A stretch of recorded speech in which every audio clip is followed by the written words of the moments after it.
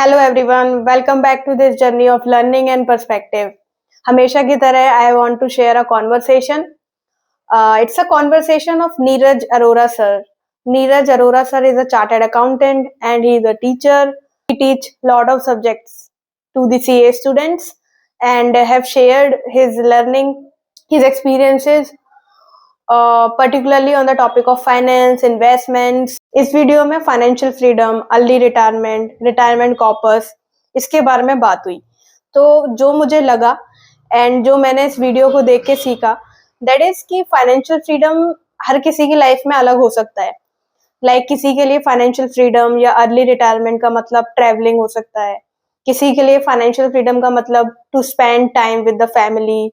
किसी के लिए कुछ भी नहीं करना.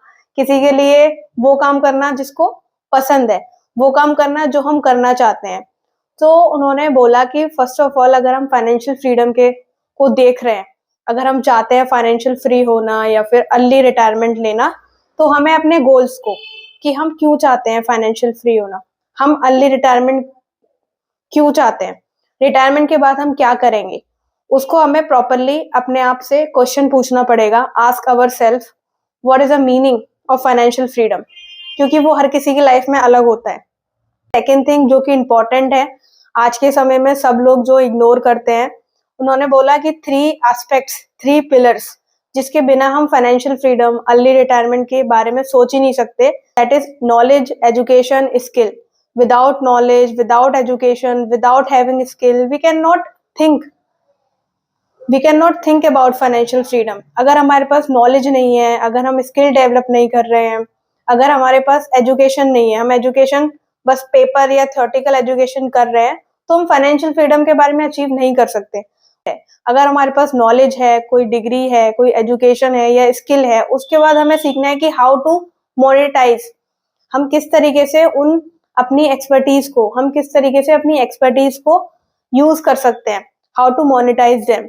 इसके बाद फिर हमें उसको प्रॉपरली मैनेज करके चलना है. तो जो सेकंड थिंग मुझे लगा कि हमें नॉलेज, एजुकेशन, स्किल पे फोकस करना चाहिए. विदाउट इट हम फाइनेंशियल फ्रीडम, अर्ली रिटायरमेंट के बारे में नहीं सीख सकते. उसके बाद सेकंड थिंग उन्होंने बोला कि it's very important, retirement corpus के बारे में उन्होंने बोला कि retirement corpus is one of the goal. ये पूरा हमारा गोल नहीं है, it is a part of our goal. हमारे और भी गोल्स होते हैं, तो it is one of the part. Retirement corpus के बारे में उन्होंने बोला कि हमें ट्राई करना है कि इनकम हमारी अगर इंक्रीज हो रही है तो एक्सपेंस भी उस लेवल पे इंक्रीज ना हो. हमें प्रेजेंट को भी जीना है, बट हमारे अपने एक्सपेंस को भी कभी हम ऐसा नहीं कर सकते कि इनकम भी इंक्रीज हो रही है, एक्सपेंस भी इंक्रीज हो रही है, तो हम सेव नहीं कर पाएंगे. उनका कहना ये था कि अगर इनकम इंक्रीज हो रही है तो एक्सपेंस को कम करके हम सेव कर सकते हैं, इन्वेस्ट कर सकते हैं.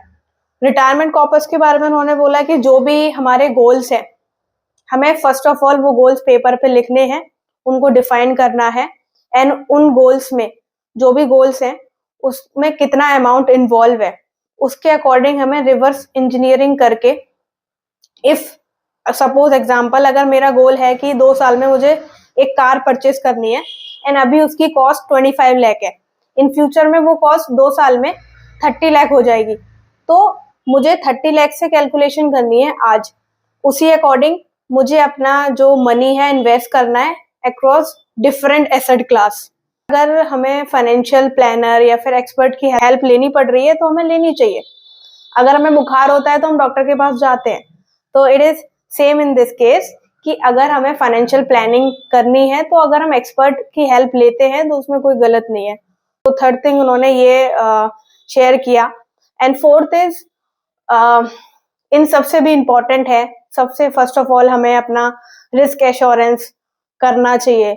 Life insurance, health insurance, term insurance और इमरजेंसी फंड, ये बहुत ज्यादा इंपॉर्टेंट है. रिटायरमेंट कॉर्पस से पहले हमें ये फिक्स करना चाहिए. अगर यही नहीं होगा तो फाइनेंशियल फ्रीडम, अर्ली रिटायरमेंट के बारे में सोच के भी होगा क्या. अगर हेल्थ ही साथ नहीं है तो हम वो रिटायरमेंट फंड या ट्रैवलिंग करके क्या ही करेंगे. So these are my takeaways from this conversation. So guys, if you feel that this video gives you some value addition. Please share to your friend so that we all grow together. Thank you for watching. Thank you for your time and attention. See you in the next one.